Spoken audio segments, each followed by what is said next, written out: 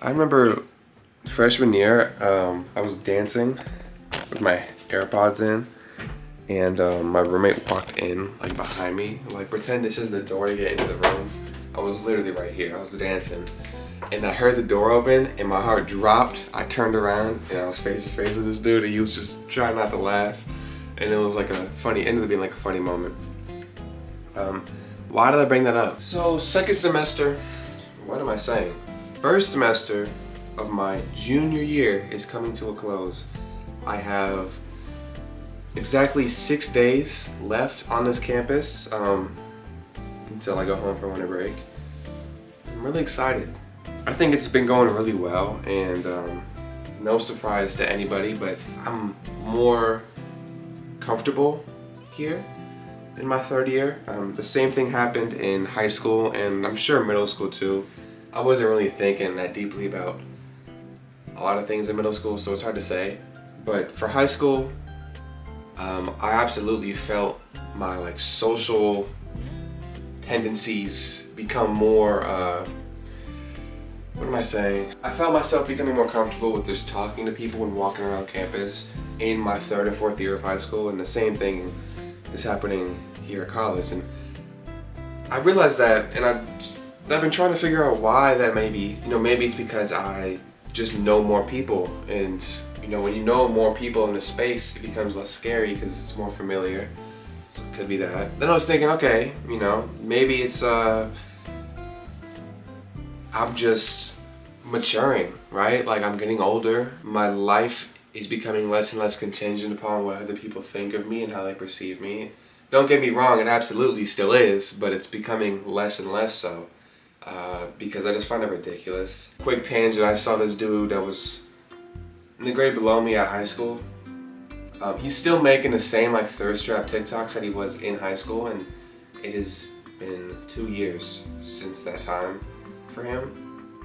So it's just kind of sad to see. It's like, okay, this is what it looks like when you don't take any leaps and strides and bounds in your character and in your social outlook. Because for him, he thinks that that's how you get approved by your peers. Yo, look at this dude. He posting sexy TikToks. This dude posting sexy TikToks, y'all. Oh, I love this dude.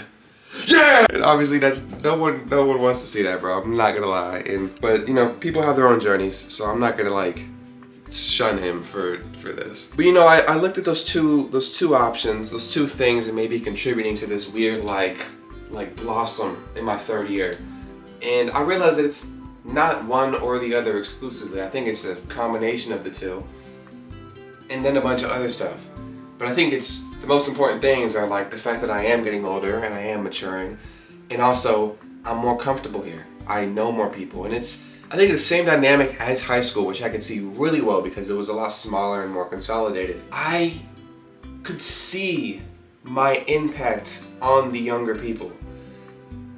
When you're a freshman in high school and college, your whole kind of existence is to just make sure you don't embarrass yourself, make sure you don't stick out, even in a positive way. You just, for a lot of people, me included, I just wanted to just be neutral. I don't want to, any attention, what is it called? Whatever that word is. I didn't want any unnecessary attention. And I guess that was because I wanted to impress the older kids, just the people that have already been there, to where when they see this new freshman, they're like, oh, look at that, it's just a dude. He's just chilling. I want to be that dude that's just chilling. That's what I want. I think that'd be kind of cool. And I think I was that. And being that is really boring because I actually don't remember anything from freshman year besides a couple people that I met, like my roommate who I saw every single day. Oh, good job, Zay. You remember your roommate? Yeah. I remember a couple things I did, but I only remember those things because they were the few times I did something outside of myself. Get up at 6 a.m.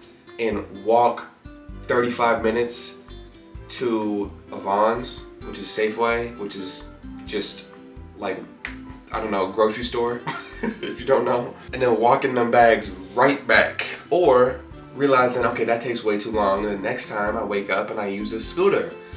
So then I have to balance these bags on an electric scooter.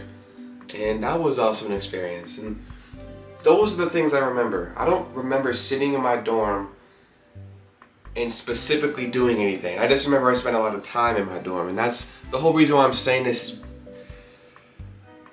If I could rewind my time in college, I'm not gonna lie, I'm doing the same thing, but I wish I didn't. I think that's just a part of naturally evolving in a space. Because I did the same thing in high school, and I was hyper aware of what was going on when I entered college. I was like, these first 2 years, they're gonna be rough. I accept that.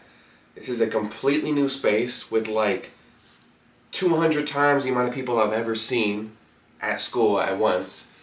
And I'm away from home. There's no like reset button to go home. I'm just chilling here. And I just gotta thug it out until it gets good. Because sometimes in life, that's what it is. It might be like a negative way of looking at it, but you really do just have to thug it out sometimes. And just wait till it gets good. Because it will get better. No matter what it is, bro. And now that I am in my third year, I can confidently say that yes, I feel like a junior. Same junior I felt like in high school when I could see that I was, that guy that people were looking up to. I was no longer really looking up to people. Sure, there were seniors at that time, and I was kind of still scared of the seniors, but in college, you don't really know who is a senior and who's not. You just kind of feel the vibe that you're older and like kind of a role model for a lot of people on campus. Whether they want to admit it or not, you are. Anyway, enough of that talk, okay? I think I had a point, but I rambled good amount for this. So let's move on. Actually, one more thing, because this is a good segue. Whenever I'm near a break, like a major break, where I go home, like a Thanksgiving, a winter, summer, maybe sometimes spring break, I feel this pressure lifted off my shoulders. I don't know why. I think I just feel more, like it makes me want to reach out and be more social and be more extroverted, because it's like, I'm not gonna see y'all for a bit. I'm gonna go home to my safe place in like a week. So whatever happens here, all the risks I think I'm taking by talking to people, spoiler alert, them Johns are not real risks, okay? That's anxiety talking. Forget them, because they will forget them. They are also going on break. So it's kind of like a weird like meta reset in the social sphere. It's like, okay, those words sounded so cringy together. I need what I require. Makes me sound needy, but I'm just what I require from a relationship, like friendship, just like peer to peer. We are more than just classmates. Like we, in this case, live in the same room. We share the same seasonings. Not my choice. He uses he uses all my onion powder. Now I gotta get some more onion powder. Like we share stuff, we live together, we share a lot of time together. Like at this point, I expect there to be some extra layers to our friendship, right? And as much as I've talked to this guy, I just don't feel like there's another layer to it. Because I don't like just talking. At a certain point, don't get me wrong, I like the small talk is nice in some situations. But at this point, it's just getting annoying. I've tried to have some semi-deep conversations with this guy before, and it didn't go anywhere because he obviously is not comfortable with that the same way I'm comfortable with that. What he'll do is like talk to me just whenever, and it'll be about stuff that like I don't really care about. And obviously that's how it works. You just have to pretend sometimes that you care about something. Pretend that you're interested. Because maybe that'll lead to something else down the line. Except it's December now, and I've been pretending a lot, and it does not seem to be changing at all. This morning, I said, "Oh, good morning." Because I came back in the room after doing my laundry, and he was like getting up. He was like, "Oh, Dude, I watched the finale last night. Oh, it was beautiful. I was like, yeah, bruh, it was. And then he talked a little bit about like how Hopper always tries to kill himself in all the seasons. And it was funny. And then it was like, okay, this is cool. I also made some Rice Krispie treats, so I offered him those. So it was like, okay, vibes are kind of going. This is good. This is good right here. And then he just left to do something. And I was like, this is good. This is what I want. Is that so much to ask? I think it is for some people. I also understand that it takes people different, like it takes more time for some people to open up in certain ways than others.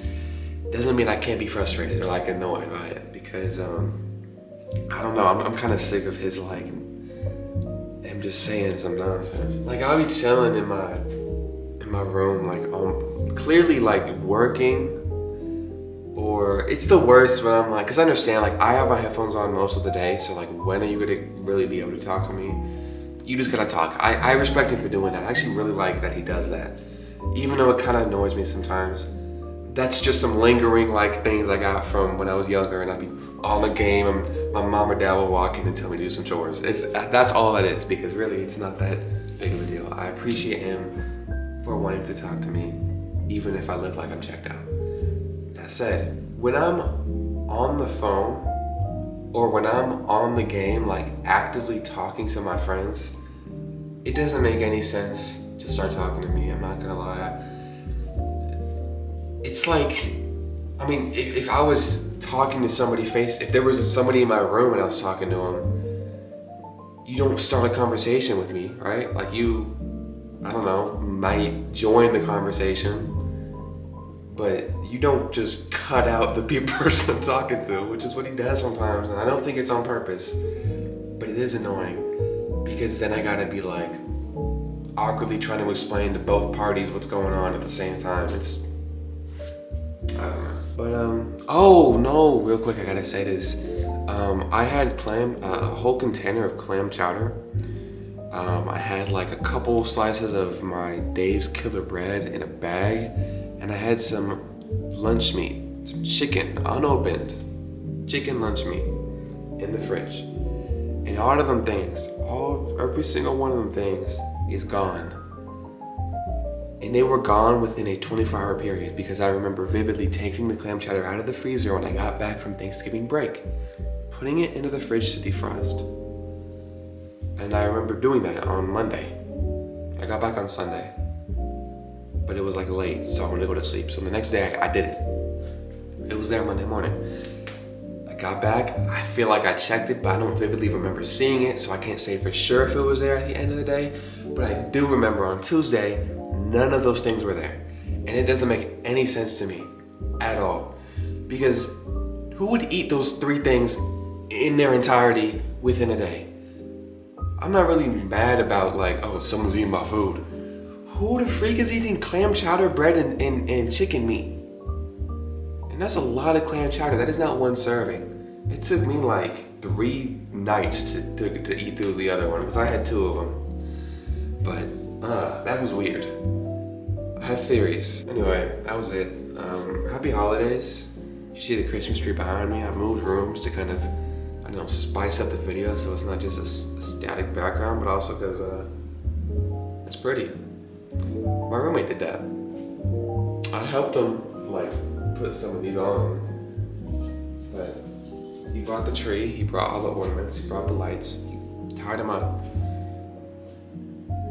Pretty cool dude. Something I learned today about how I like interact with people is I usually feel animosity towards people because there's something in me that is scared to like, there's like a barrier, right?